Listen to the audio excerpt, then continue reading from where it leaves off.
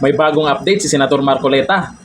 Malalaking tao daw ang sangkot dito sa flood control anomaly. Sino nga ba yan? Malaki ba ang tiyan? At hindi lang yan. Bali-balita, yung iba, nasa Amerika na. Pero ang ginawa nila Senator Marcoleta ay meron ng pag-freeze sa assets ng mga sangkot dyan. Lookout order, kaya alam nila kung saan nagpupunta ang mga yan. At syempre, yung preventive suspension. Ito, panoorin po natin ang paliwanag po ni Senator Marcoleta. Nandami talagang nakaabang nito, lalo na sa pangatlong hearing niya sa Blue Ribbon Committee. Meron na bang ipapatawag dyan na iba? Baka naman, si Saldico, ipatawag niyo na. Baka naman, yung si Mayor Magalong, ipatawag niyo na. At syempre, itong si Congressman Toby Tiangco, baka naman, ipatawag niyo na. May hawak siyang USB ebidensya. Ito, panoorin natin.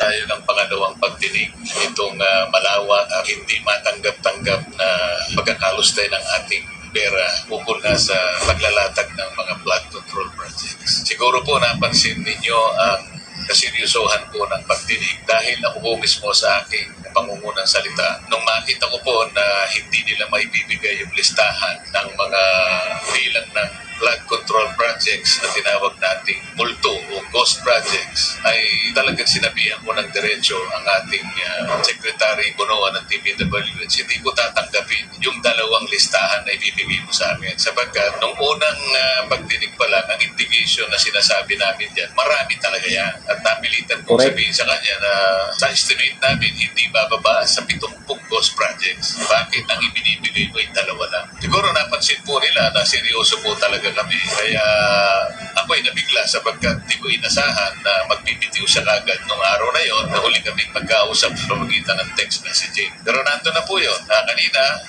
lumitaw po na sineryoso din namin sapagkat alam namin yung 15 contractors na yon ay maaring natatakot na magturo ng iba pang mga sangkot dito sa maanumalyang pagkakalatag ng flood control project. Pero binigyan natin sila ng alternative. Pinayuhan nga namin ay consider nila yung magbayad na lang sila ng danyo sa gobyerno at ituro nila kung sino yung mas may pagkukulang dito sa mga bahagi ito. Kanina po sinabi namin, kinasangkapan na namin yung AMLAC, titignan po kayo ngayon at sa pag-umpisa ng aming pagdinig, sila rin ay nakahanda na rin magsagawa ng sarili nilang pag-iimbestiga, maaaring ma-freeze ang assets ninyo. Nakiusap din kami sa immigration na magpalabas sila ng lookout order, baka sakaling iba po sa kanila o sa inyo ay nagtatangka na umalis ng bansa. At yung pick-up, sinabi namin, yung chance na ma-revoke ang mga lisensya ninyo, nandiyan din. Of course, ang DPWH at saka yung Civil Service Commission, kapwa sila mayroong karapatang magpataw ng preventive suspension sa kanilang mga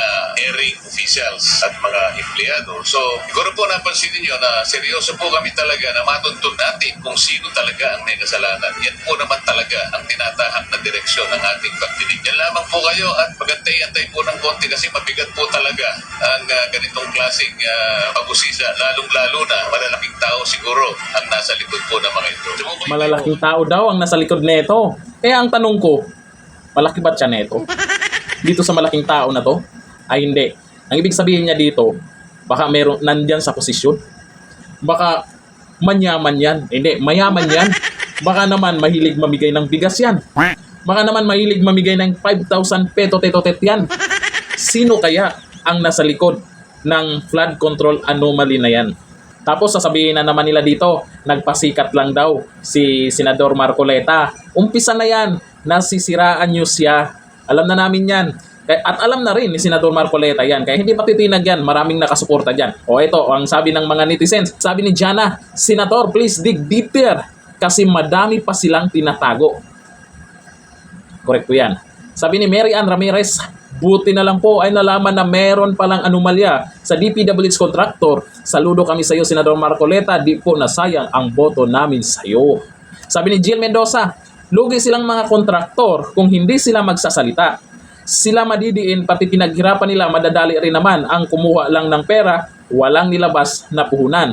Sana managot, kundi lang, hindi lang kontraktor, pati na sa taas. Hindi lang ginagawa ang trabaho, pasarap lang sa buhay ang mga ginagawa nila.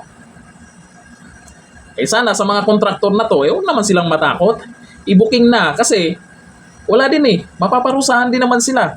Tapos, may ma-freeze pa yung assets nila. Mananagot pa sila. Lubos-lubusin nyo na.